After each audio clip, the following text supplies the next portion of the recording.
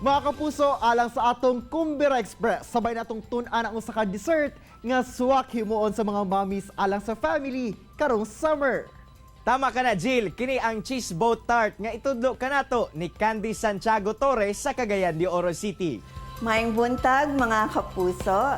So we are here today kay atong i-prepare ang among best seller, which is cheese tarts. Our main ingredients for our cheese tarts. First, we have the crust. Ang iyang ingredients are, of course, we have the butter, and then we also have our all-purpose flour, and our sugar, and the eggs.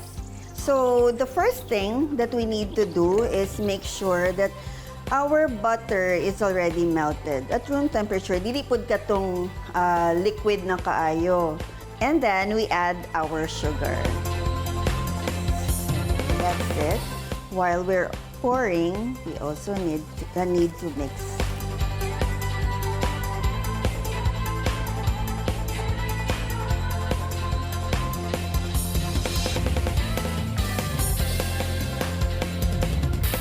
So this is how we do it. Now we mix everything and we actually have our complete product for our dough. So what we'll do, we are going to mold them into these boat molders.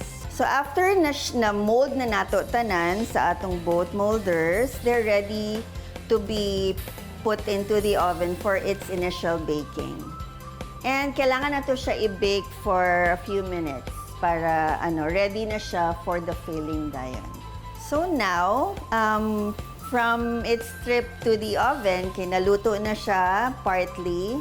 So what we will do, since it is cheese tarts, of course, it has cheese, it has milk, butter also, and egg.